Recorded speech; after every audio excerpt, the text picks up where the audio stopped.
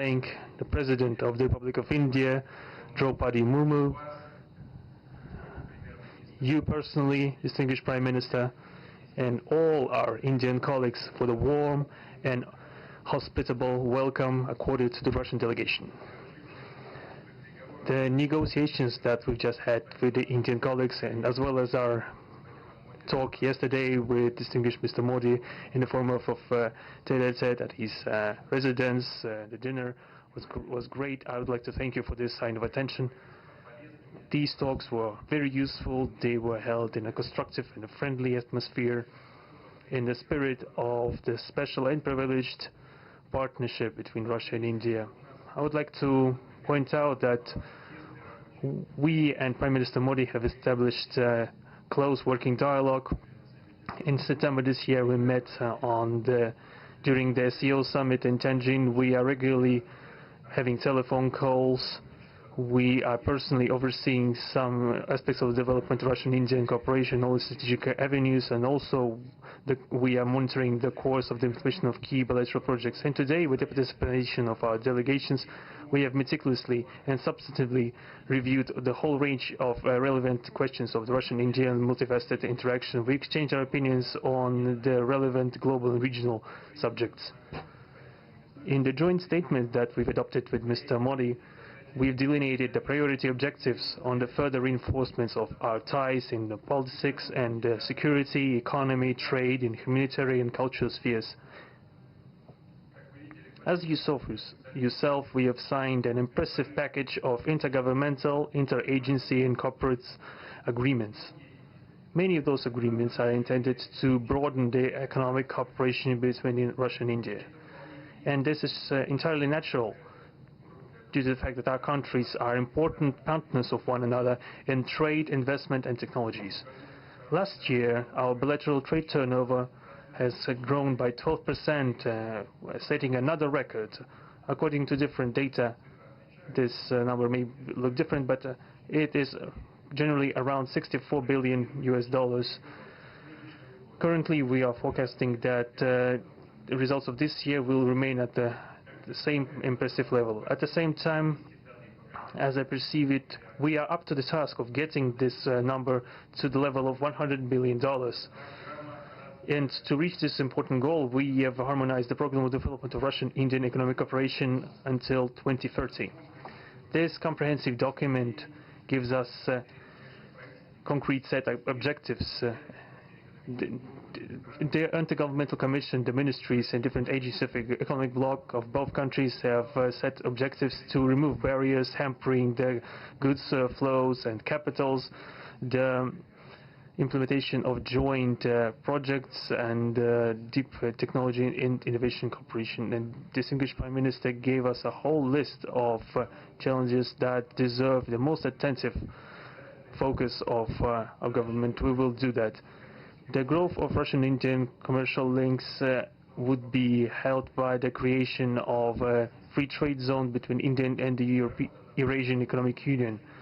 We are already conducting work on the corresponding agreement.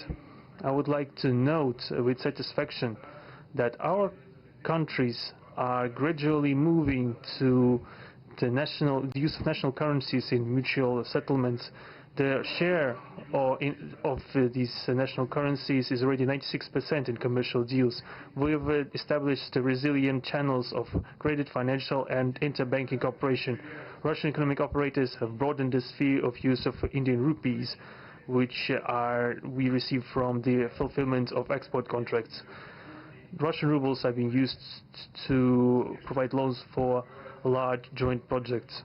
We are also seeing successful partnership in energy. Russia is a reliable supplier of oil, gas, coal, and everything that is required for the development of India's energy. We are ready to continue uninterrupted shipments of fuel for the fast-growing Indian economy. Of course, the bilateral interaction in energy does not limit to that. We are also conducting a flagship project to build the largest Indian nuclear power plant, Kudankulam. 2 out of 6 reactor units have been already connected to the energy network, and 4 are still under construction. Getting this nuclear power plant to full power output will give an impressive contribution to the energy requirements of India. It will help supply Indian enterprises and houses with cheap and clean energy. We presume that we could talk about the construction of small modular reactors and floating nuclear power plants, and also non-energy application of nuclear technologies, for example in medicine or agriculture. We are working with our Indian partners to build new, effective international transport logistic routes, including the projects to create an international north-south transport corridor from Russia and Belarus to the Indian Ocean coast. There are large opportunities for bilateral trade due to the broadening of the trans-Arctic transport corridor infrastructure, including its main artery, the Northern Sea Route. There are many other sectors of the economy where Russia and India have garnered positive experience.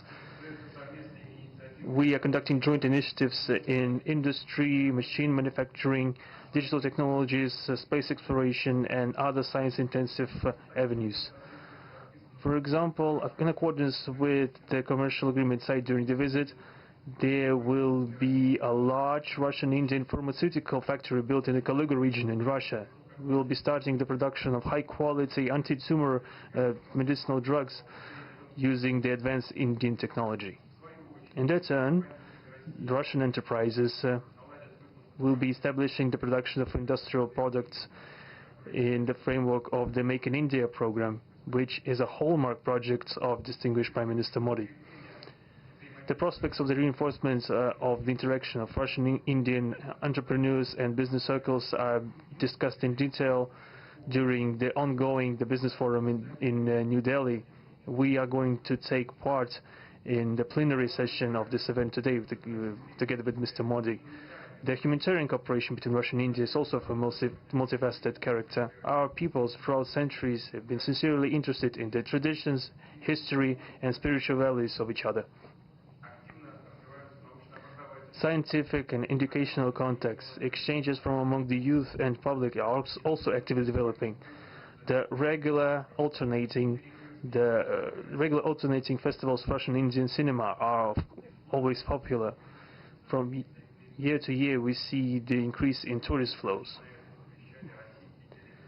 Today, the Russian TV channel RT is starting its broadcast in India. The new channel will undoubtedly help the Indian audience to better know Russia and Russians, and also to receive an objective information regarding what is going on in our country today. While discussing the key global and regional problems, we have confirmed the consonance between the positions of our countries. Russia and India are conducting independent and self-sufficient foreign policy together with the like-minded countries in BRICS and SCO, and from among other countries of the global majority. We are promoting the processes of forming of a more just and democratic multipolar world order. We are defending the main principles of the international law enshrined in the Charter of the UN. Among them, the right of any country for its own way of development and the preservation of their cultural civilizational identity, respect for sovereignty, careful balance of interests of all participants of the world community.